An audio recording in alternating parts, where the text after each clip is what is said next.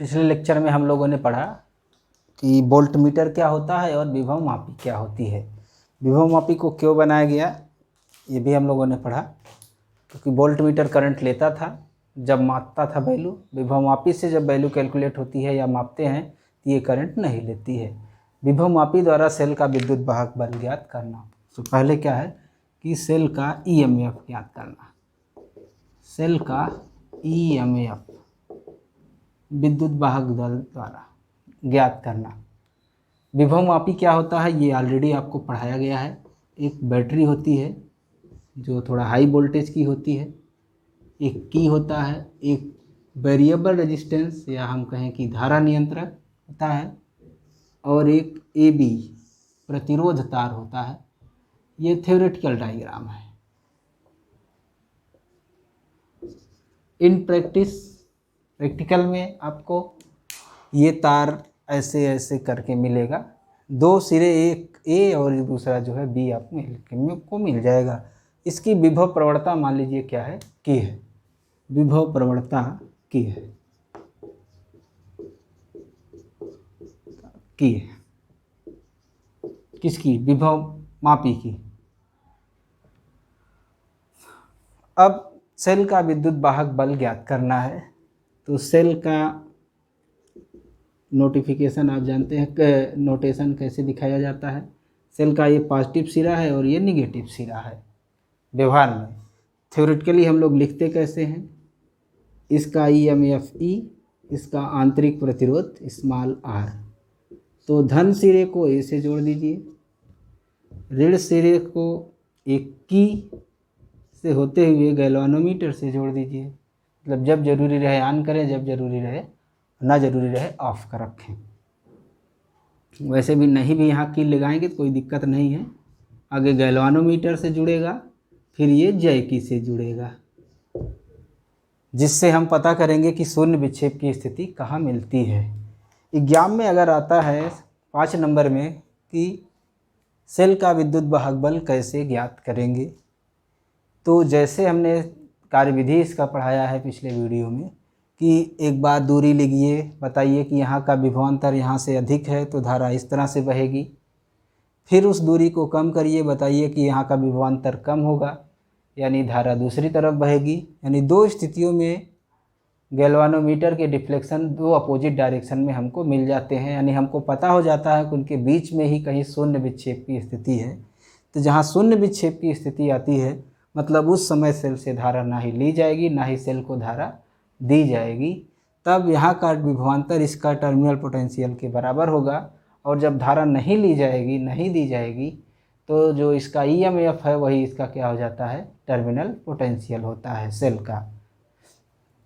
तो चूँकि वो डिटेल तभी लिखेंगे जब बड़े क्वेश्चन में आता है। छोटे में आता है तो डायरेक्ट लिखेंगे कि शून्य विक्षेप की स्थिति में इसका विभवांतर, शून्य विक्षेप का मतलब इसमें कोई धारा नहीं प्रवाहित हो रही है, यहाँ का विभवांतर यहाँ के टर्मिनल विभवांतर के बराबर होता है। ये वो डिटेल नहीं लिख रहे हैं कि J1 की स्थिति है, J1 का विभवांतर यहाँ के टर्मिनल विभवांतर से अधिक है तो धारा बहेगी, किसी तरफ डिफ्लेक्शन मिलेगा, फिर स्थिति बदलेंगे, डायरेक्शन बदलेगी, फिर उनके बीच में कहीं मिलेगा जहाँ यहाँ का टर्मिनल पोटेंशियल यहाँ के पोटेंशियल के बराबर होगा। ये P है और ये पॉइंट मान लीजिए क्या है, Q है। तो शून्य विक्षेप की स्थिति में, शून्य विक्षेप की स्थिति, विक्षेप की स्थिति AJ बराबर मान लीजिए क्या है, L पर प्राप्त होती है। अतः PQ का विभवांतर बराबर K इंटू AJ अथवा L। ये सेल का टर्मिनल विभवांतर है। शून्य विक्षेप की स्थिति है मतलब सेल से धारा नहीं ली जा रही है। शून्य विक्षेप की स्थिति का मतलब है सेल से धारा ना तो ली जा रही है ना ही दी जा रही है। स्थित का अर्थ PQ में धारा शून्य है। अगर यहाँ पर धारा शून्य है तो यहाँ का जो टर्मिनल पोटेंशियल होता है E माइनस आर, वो किसके बराबर होता है? E के। अतः पी क्यू का विभवांतर ये बराबर क्या हो गया? E के। इसलिए हम लिखते हैं E बराबर के L1। ये है मापने का, सॉरी L, ये है मापने का तरीका। तो देख रहे होंगे विभव वोल्ट मीटर क्या करता था? धारा लेता था, यानी खुले परिपथ में नहीं, बंद परिपथ में सेल का विद्युत वाहक बल मापता था, जबकि विभव मापी क्या है? खुले परिपथ में मापती है, यानी सेल से धारा बिना लिए उसका विभवांतर या उसका विद्युत वाहक बल क्या करता है? मेजर करता है। और ये विद्युत वाहक बल एग्जैक्ट है एकदम, ऐसा नहीं है कि वो V और E के बराबर वाली स्थिति है। सेल वोल्ट मीटर द्वारा सदैव जो विद्युत वाहक बल मापा जाएगा उसके वास्तविक विद्युत वाहक बल से कम होगा, जबकि विभव मापी जो मेजर करेगा वह विद्युत वाहक बल एग्जैक्टली सेम होगा। ये खुले परिपथ में मापती है, वो बंद परिपथ में मापता है, इसलिए विभव मापी जो है वो से क्या कहते हैं, वोल्ट मीटर से सुपीरियर होती है, यानी श्रेष्ठ होती है। एक नंबर में पूछा जाता है बोर्ड के एग्जाम में कि क्या कारण है कि विभव मापी वोल्ट मीटर की अपेक्षा ज़्यादा अच्छी होती है? वो इसलिए क्योंकि यह सेल का विभवांतर खुले परिपथ में मापती है, यानी बिना धारा लिए अथवा बिना धारा दिए मापती है, या ये कहिए कि विभव मापी का जो विभव मापी ऐसा वोल्ट मीटर है जो अनंत प्रतिरोध वाले वोल्ट मीटर के तुल्य होता है।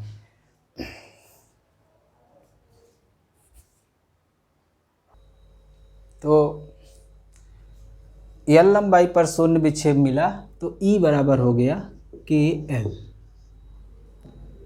प्रतिशत त्रुटि अगर हम याद करेंगे तो डेल्टा E बटे E के पोटेंशियल ग्रेडियंट है, एकांक लंबाई की विभव प्रवणता है, कांस्टेंट है, ये बराबर होगा डेल्टा L बटे L। यानी जो भिन्नात्मक त्रुटि या प्रतिशत त्रुटि आएगी वो डेल्टा L बटे L के बराबर होगी। डेल्टा L क्या होती है? जो मीटर स्केल होगा जिससे ये मेजर किया जाएगा, 0, 1 सेंटीमीटर, 2 सेंटीमीटर तार की लंबाई है, मीटर स्केल से ही मेजर की जाएगी। इसका जो अल्पतमांक होगा, ये वैल्यू मान लीजिए हम 0.1 लेते हैं। साधारण अगर स्केल यूज करते हैं जो आप लोग देखते हैं, जिसमें जैसे रचना वचना करते हैं उसमें 5-10 खाने होते हैं 1 तक, तो डेल्टा L इंस्ट्रूमेंट का हो गया, ये लंबाई हो गई जहाँ पर ये मिलेगा। L ज़्यादा कब होगा और L कम कब होगा? डेल्टा E अपान E, यानी जो त्रुटि है, त्रुटि भिन्नात्मक त्रुटि कम होगी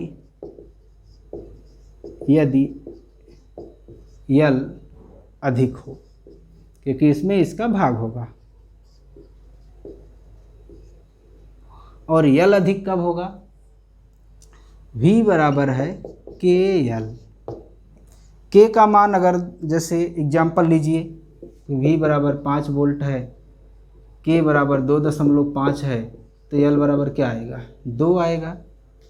K बराबर अगर 1 है तो L बराबर क्या आएगा? 5 आएगा। K बराबर 0.5 है तो L बराबर क्या आएगा? 10 आएगा। तो देखेंगे जैसे जैसे K का मान घटता जाएगा, मतलब पोटेंशियल ग्रेडियंट का मान घटता जाएगा, L का मान क्या होता जाएगा? बढ़ता जाएगा। अतः और L कब ज़्यादा होगा? अतः L अधिक होता है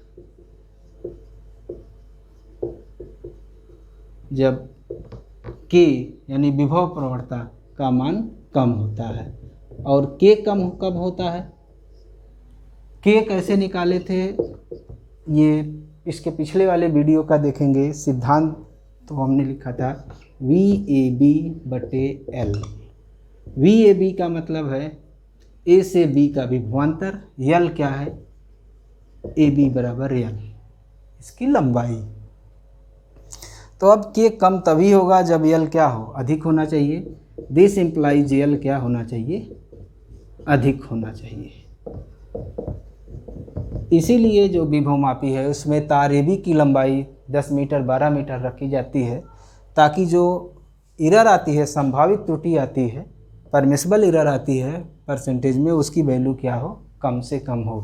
तो धारामापी की जो यथार्थता है वो बढ़ाने के लिए इसकी लंबाई क्या होनी चाहिए, अधिक होनी चाहिए। क्यों अधिक होनी चाहिए, एग्जाम में पूछा जाता है, तो इस बात को बताइए जो हमने यहाँ पर बताया है।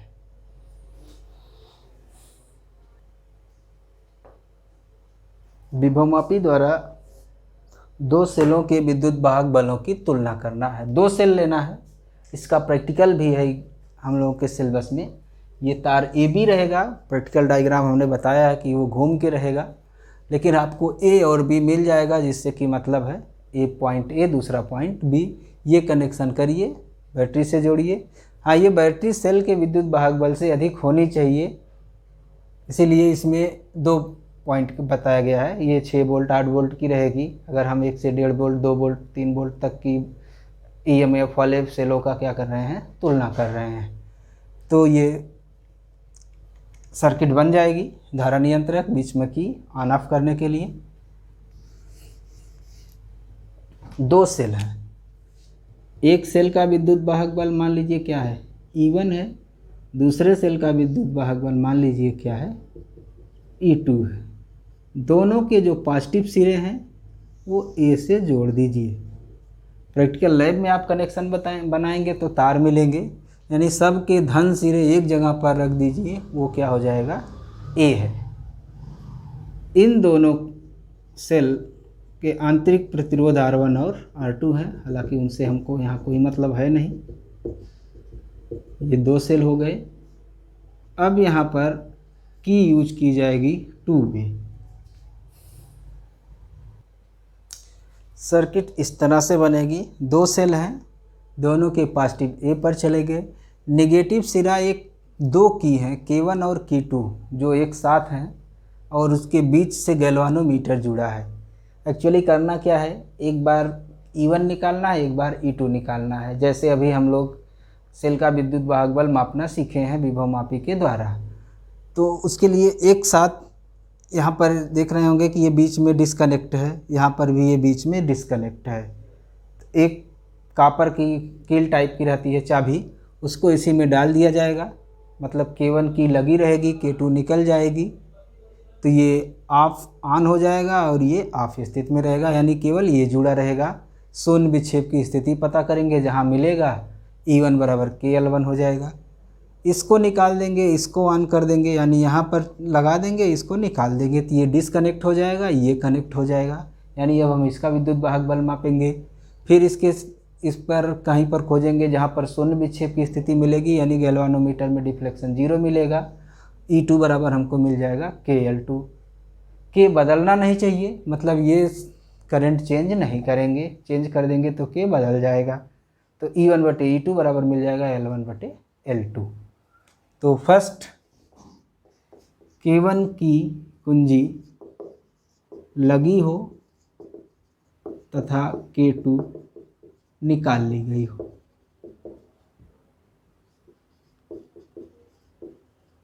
यानी K1 क्या हो, ऑन हो तथा K2 ऑफ हो। ये स्थिति है, ये ऑन है और ये क्या है, ऑफ है। तो शून्य विक्षेप स्थिति, इस स्थिति में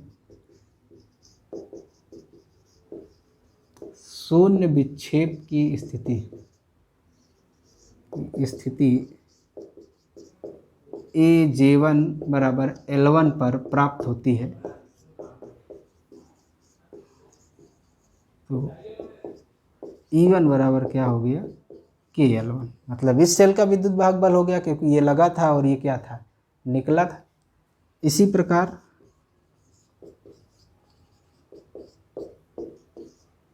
K1 ऑफ हो और K2 क्या हो, ऑन हो तथा शून्य विक्षेप की स्थिति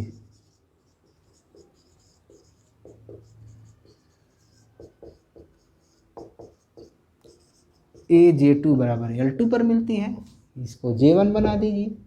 दूसरी वाली कंडीशन में मान लीजिए कहाँ पर मिलता है, J2 पर मिलता है, L2 पर प्राप्त होती है।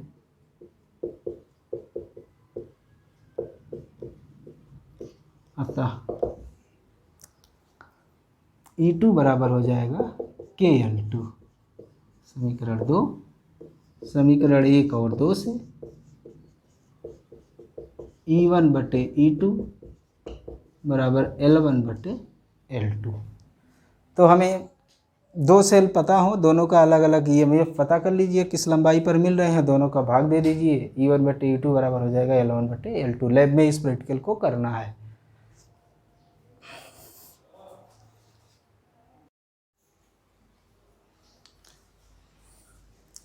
विभवमापी द्वारा सेल का आंतरिक प्रतिरोध ज्ञात करना है। ये इस चैप्टर का लास्ट टॉपिक है।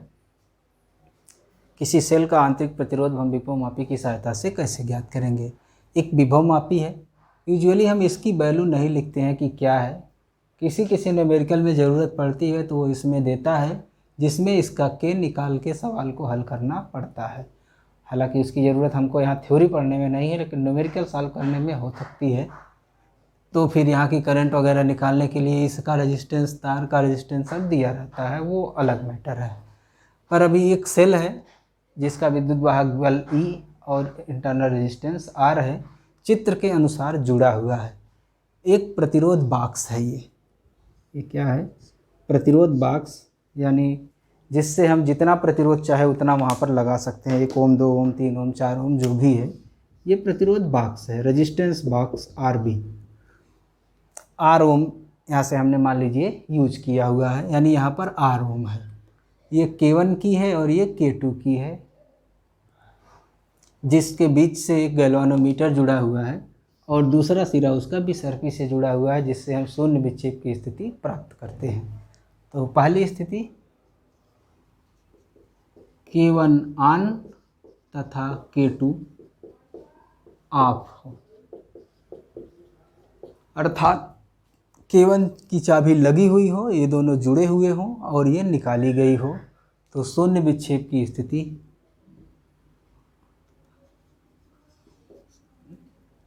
मार्कर नहीं सही चल रहा है। शून्य विक्षेप की स्थिति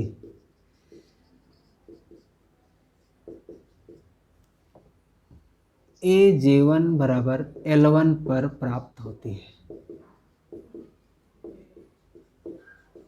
यानी इस कंडीशन में क्या मिलेगा? सेल जुड़ा रहेगा, प्रतिरोध नहीं जुड़ा रहेगा। यहाँ से यहाँ का टर्मिनल पोटेंशियल, इस पॉइंट को अगर हम P लेते हैं और इस पॉइंट को Q का जो टर्मिनल पोटेंशियल है वो विद्युत वाहक बल के बराबर होगा। अतः E बराबर हमको क्या मिल गया, E बराबर KL1, जहाँ K हमारा क्या है, विभव प्रवणता है। दूसरी स्थिति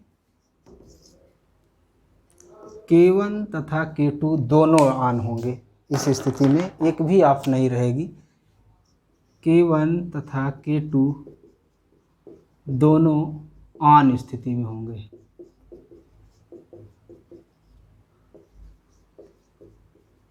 अर्थात दोनों की, या दोनों नहीं, दोनों कुंजी लगी हो। अब ये दोनों लगी हैं, दोनों के लगे होने से क्या होगा, PQ का टर्मिनल पोटेंशियल क्या होगा, जो भी होगा वो हमको शून्य विक्षेप स्थिति से प्राप्त होगा। अतः लगी हो, अर्थात अतः इन दोनों के परिपथ में धारा बहेगी। सेल और प्रतिरोध बॉक्स से निकाले गए R प्रतिरोध में, मार्कर नहीं काम दे रहा। अतः सेल तथा प्रतिरोध बॉक्स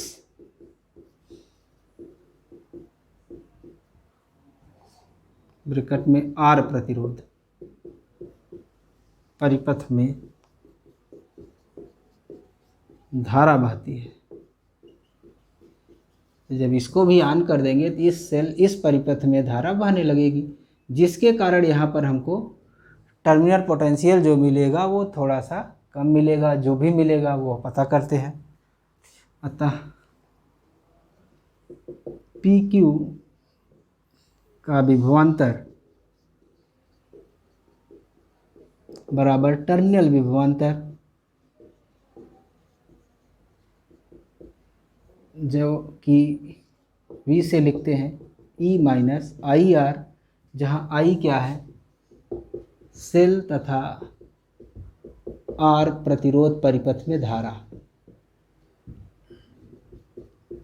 अभी इधर से कोई काम नहीं कर रहे हैं, मतलब शून्य विक्षेप की स्थिति नहीं खोज रहे हैं, खाली इसको जोड़ देने से क्या हो जाएगा वो दिख रहे हैं। तो ये एक सेल है RE का, और इससे R प्रतिरोध जुड़ गया, तो इसका टर्मिनल पोटेंशियल हमको पता करना है, जो कि V बराबर होता है E minus I R. I बराबर यहाँ क्या होता है, E अपान R प्लस स्मॉल r। समीकरण 1 है। अब V बराबर क्या होगा उसको यहाँ पर रख दीजिए, E ब्रैकेट में 1 माइनस R अपान E, सॉरी पूरा लिख दीजिए, E माइनस आई की जगह E अपान R plus R into small r। तो E देखेंगे कॉमन है, V बराबर हो गया E 1 माइनस R अपान R plus small r। R plus R में से R घटाएंगे तो कैपिटल R मिलेगा, R बटे R प्लस स्मॉल r, यानी V बराबर हो गया E R प्लस V अपान E बराबर हो गया R अपान R plus small r। Simply पलट दीजिए दोनों तरफ, R प्लस R बटे R E अपान V। तो एक बार इससे भाग दे दीजिए, एक बार इससे, 1 प्लस R बटे कैपिटल R E अपान V, यानी R बटे कैपिटल R बराबर हो गया E अपान V माइनस 1, या R बराबर E अपान V minus 1 into capital R। समीकरण नंबर 2। हमें E बराबर KL1 पता है, V बराबर हमको निकालना है KL2। जाहिर सी बात है, जैसे ही हम दोनों को ऑन करेंगे इसका जो टर्मिनल विभवांतर होगा वो पहले से कम होगा।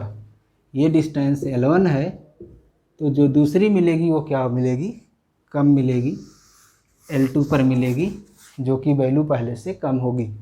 अतः PQ का टर्मिनल विभवांतर या PQ का विभवांतर, जो कि क्या है, टर्मिनल विभवांतर V क्या होगा, E से, तथा शून्य विक्षेप की स्थिति, शून्य विक्षेप की स्थिति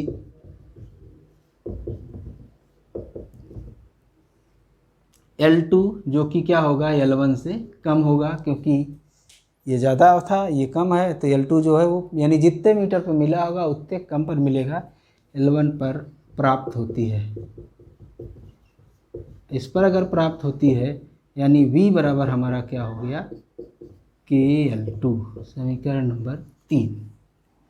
समीकरण 1 आपको याद होना चाहिए, E बराबर KL1 है, 2 ये है और ये 3 है। तीनों को अगर कंसोलिडेट कर देंगे,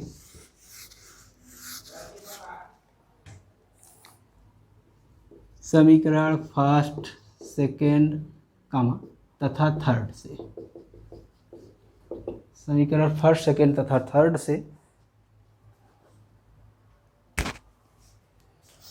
स्मॉल r बराबर KL1 बटे KL2 माइनस 1, R बराबर L1 बटे L2 minus 1 into capital R।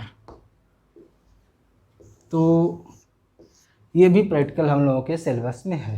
इस तरह से परिपथ बना के एक बार इसको लगाएंगे तो इसको निकाले रहेंगे, L1 पता कर लेंगे, फिर इसको भी लगा देंगे, उसको लगे रहने देंगे, L2 पता कर लेंगे, यानी शून्य विक्षेप की स्थिति इसमें हम खोजेंगे 2 बार, J1 पर और एक बार जो है वो J2 पर, जब इसकी लंबाई क्या हो, L2 हो। बहुत आसान है खोजना। ध्यान देंगे, हमने KL1 अपान KL2 लिखा, K तभी कैंसिल होगा जब ये धारा ना बदले। होता क्या है, L1 निकाल लिए, 2 लोग साथ में प्रैक्टिकल कर रहे हैं, तो एक लोग धारा नियंत्रक से धारा बदल दिए, तो फिर K बदल जाएगा, यहाँ वो कैंसिल नहीं होगा, यहाँ कैंसिल नहीं होगा, तो ये फार्मूला नहीं लागू होगा, फिर इंटरनल रेजिस्टेंस जो भी आप निकालेंगे वो गलत होगा, इसलिए इसका ध्यान रखेंगे। बाकी पूरा आंतरिक प्रतिरोध कैसे निकालते हैं एग्जाम में भी आता है, इस पर आधारित कुछ न्यूमेरिकल भी आते हैं। नेक्स्ट चैप्टर या इस चैप्टर के देखेंगे, कुछ न्यूमेरिकल्स बताने की कोशिश करेंगे, अदरवाइज नेक्स्ट चैप्टर शुरू करेंगे।